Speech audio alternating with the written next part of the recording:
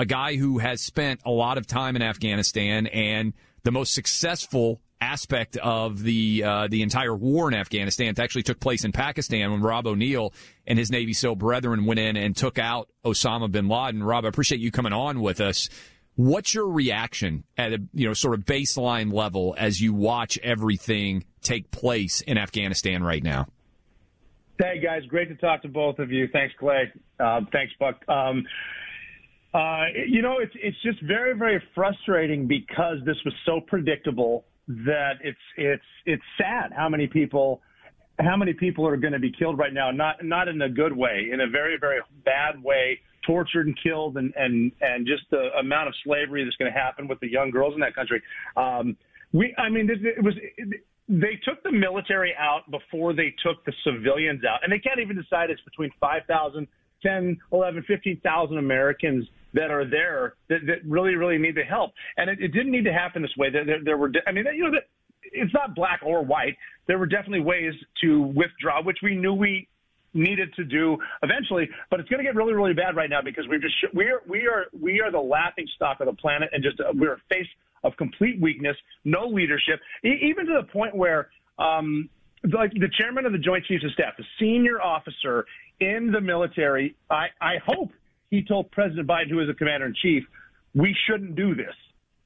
I hope he didn't tell him we should do this, but either way, if he told him not to and the president did that, he should resign. If he agreed with the president, he should be fired. That's when I was at war. If men and women on the ground actually fighting, if we were wrong like this, we either died or we got fired. That's it. That's simple. And it's a spoof right now. Rob, it's Buck, man. Good to have you on, my friend. Thanks for being with us. The Afghans on the ground right now who were interpreters and or promised some kind of a visa to the United States. We're seeing a lot of footage of them swarming around the airport. We've got Americans in harm's way. The administration's actually not prioritizing, they said, for all these flights Americans. So why don't I do that actually for a second here and ask you about the Americans first. What do you think happens here tactically if we get to a point where the Taliban just says, we're not letting some of these Americans through and we don't know what's going to happen to them? I mean, are we going to have to send in guys, like you to go get them out? Yes. This, to be perfectly honest, this is not a complicated problem. You jump in the 82nd Airborne, you fly in some Marines, and then you go kill everything that looks at you the wrong way. Simple. Period. That's what we do. We've lost that in this woke culture of political correctness and garbage that we have Marines. I'm not making this up, and I just found this out. I'm still in touch with some people in Afghanistan. They're saying that right now the Taliban are torturing people right outside of the walls of the airfield. Marines and soldiers are being told to stand down. Why aren't every one of these officers fired?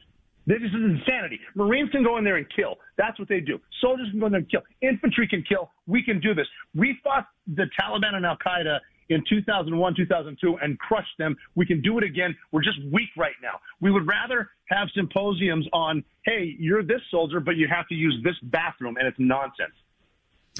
Rob, what should happen? I know we're still, the first answer is we got to get as many, hopefully all of the American citizens out of Afghanistan safely as we can.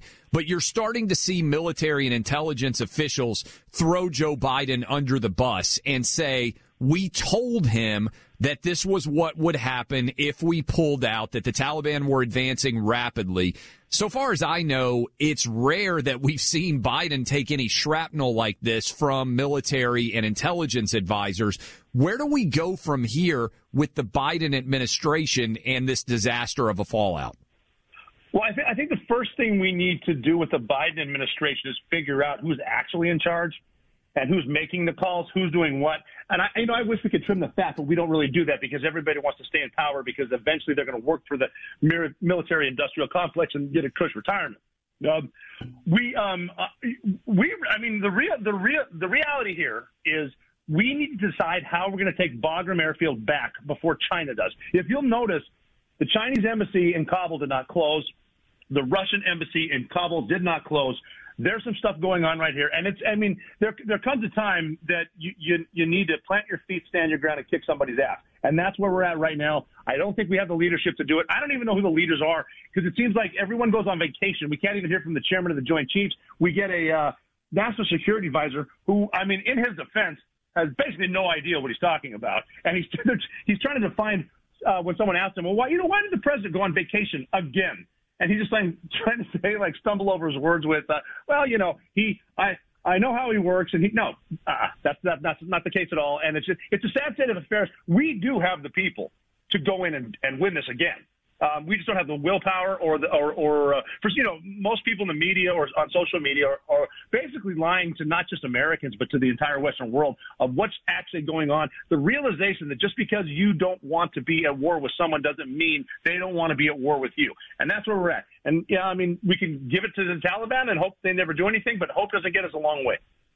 We're speaking to Rob O'Neill, who's a former Navy SEAL and was the man who shot bin Laden on that raid in Abbottabad about a decade ago now. And Rob, I wanted to ask you, as somebody who was as up close and personal in this fight as literally any person could be, do you feel like we should have stopped, we should have withdrawn right after we got justice, thanks to you and your team and all the people that put you there, against bin Laden? Or would you have wanted there to be some kind of residual special operations force staying either behind or at least in the region to do the counterterrorism mission? What, on the strategic level, what would you have recommended?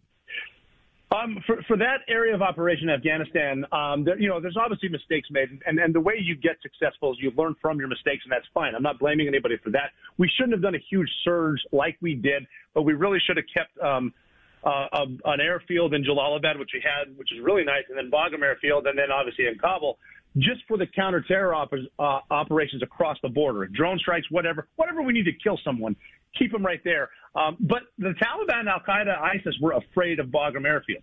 All we had to do here, and I wish I was at least in the room or invited to one of the birthday parties with no masks, where I could tell people, here's how silly it is, and not silly, but I'm trying to explain to your listeners, I'm not making this up.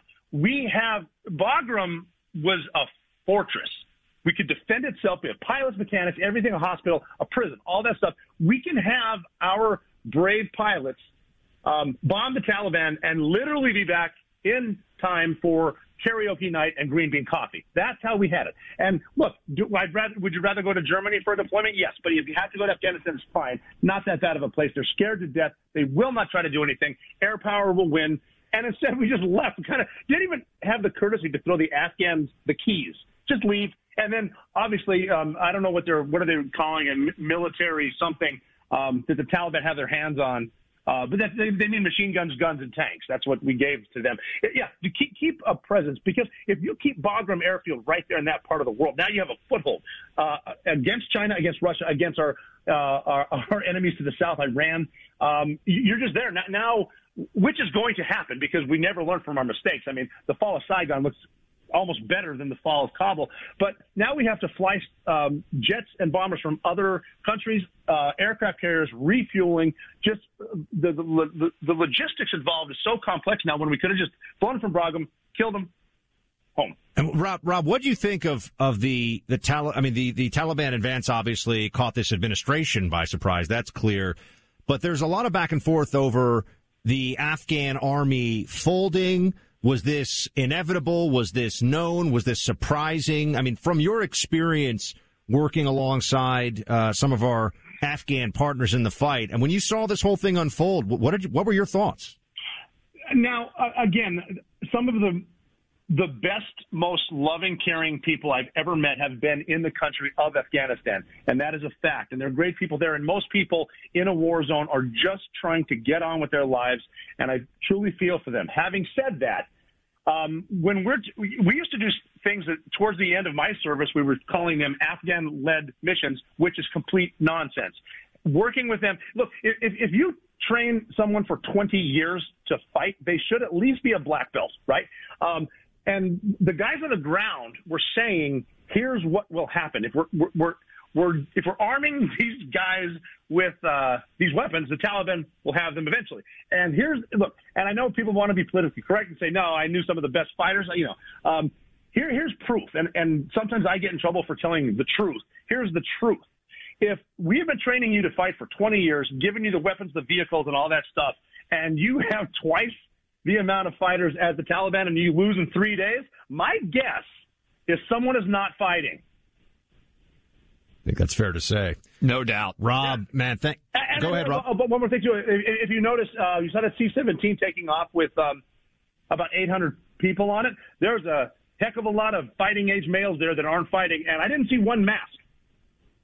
There were not masks. I agree. And nor were they telling everybody. And how is COVID not killing the Taliban? They took over the whole country, and it doesn't seem like COVID has even had any impact on them. Yes, well, in a sense. We don't even know what their preferred pronouns are. Well, you got to figure the COVID doesn't hurt a lot of people in Afghanistan because they don't have television. There you go. Rob O'Neill, everybody, former Navy SEAL. Book is The Operator. If you haven't read it, it's on my shelf. Go check it out. The man who shot bin Laden. Rob, thank you, man. I know you have a lot of people that say thank you to you all over the country, but we thank you for that and for joining us here today, and we'll talk to you soon. Hey, I appreciate it. Anytime, guys. Congratulations on the new show, too. It's awesome. Appreciate it. Thank you so much. Appreciate that. Thanks so much, brother. We'll talk to you.